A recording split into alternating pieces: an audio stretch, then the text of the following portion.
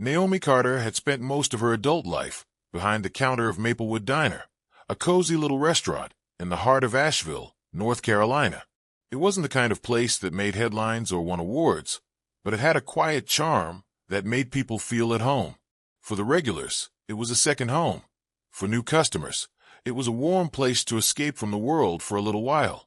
But for Naomi, it was more than just a job. It was a way of life. At 32, she had seen her fair share of ups and downs. She wasn't rich, but she wasn't destitute either.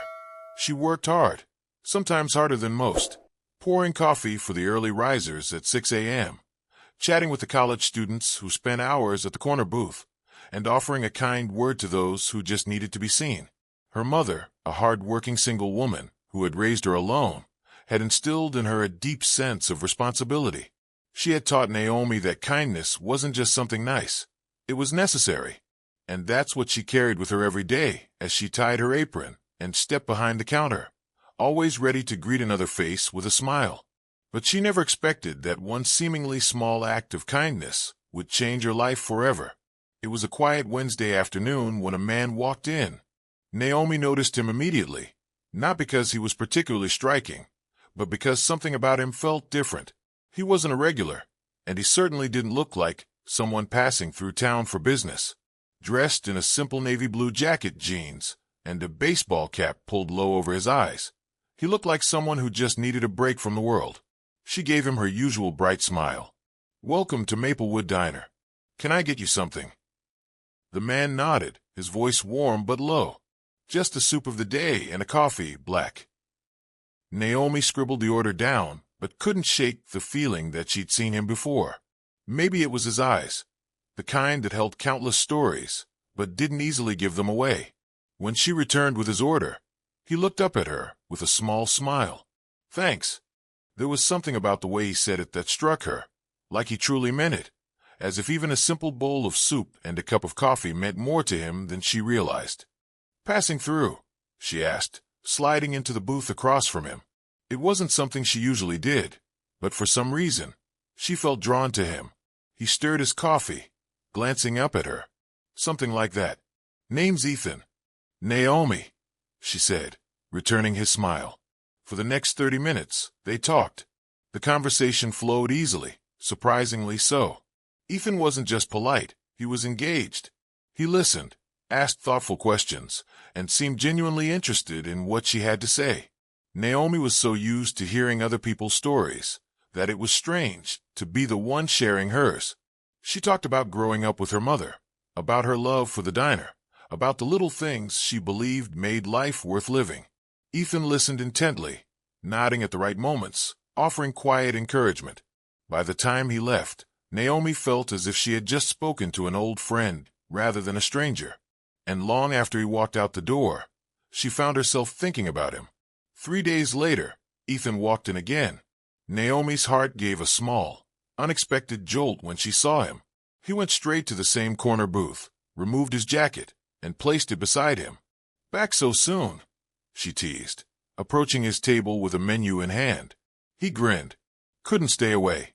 I've been thinking about that soup." Naomi laughed. "It's a popular one. I'll bring it right over." Again, their conversation flowed effortlessly, but this time, she noticed something different. Ethan seemed to be studying her as if trying to read between the lines of what she was saying. "Naomi," he said at one point, his voice softer than before, "you have a gift." She raised an eyebrow. "A gift?"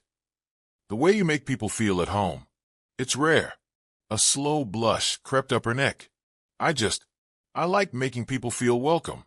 The world's tough enough as it is." Ethan chuckled. "That's exactly what makes you special." But what Naomi didn't know was that Ethan wasn't just another customer. And in just a few days, her life was going to turn upside down. 2 days later, Naomi was fired. It happened so fast she could barely process it. One moment, she was stacking plates behind the counter, and the next, the owner, Gerald Whitman, was calling her into his office with a grim expression. "I'm sorry, Naomi," he said, not meeting her eyes, "but we're letting you go." She blinked. "What? Why?" "There have been complaints." "Complaints?" she echoed in disbelief. From who? Gerald Whitman sighed, rubbing his temple. It's not personal.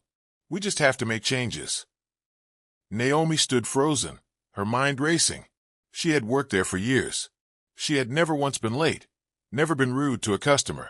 This didn't make sense. But the more she argued, the less Gerald Whitman seemed willing to explain. Within the hour, she was packing her things, walking out of the diner she had called home for so long, and she had no idea what she was going to do next. The next morning, Naomi sat in her tiny apartment, staring at the phone in her hands. She didn't know who to call, what to do. And then, as if the universe had heard her silent plea, her phone buzzed. A text from an unknown number. She hesitated, but something told her to go. When she arrived, Ethan was waiting outside. But this time, he wasn't wearing his usual baseball cap and jacket. This time, he looked different. He was dressed sharply in a tailored suit, his demeanor more commanding, more assured. And suddenly, Naomi realized why he looked so familiar. Her heart pounded. You're not just a customer, are you? Ethan sighed. No, I'm Ethan Walker, CEO of Walker Enterprises. Her breath caught. Walker Enterprises, the company that had recently bought out several small businesses in Asheville, including Maplewood Diner. Naomi's mind reeled. Why didn't you tell me? I wanted to see the truth for myself, Ethan admitted. I wanted to know what this place was really like, how people were treated. And you, Naomi, you were the best part of this place. Her throat tightened. Then why was I fired? Ethan's jaw clenched. Because Gerald Whitman made a mistake. A big one. He thought that by getting rid of the old staff, he could cut costs before I officially took over. She shook her head in disbelief. So what now? Ethan smiled. Now I make things right. By the end of the week, Gerald Whitman was out. And Naomi? She was back at Maplewood Diner, this time as the new manager. She still served coffee. She still greeted customers with a warm smile. But now, she had a say in how things were run. And Ethan, he continued to visit, though this time, he didn't sit at the corner booth alone, because now, he had someone to share his soup with.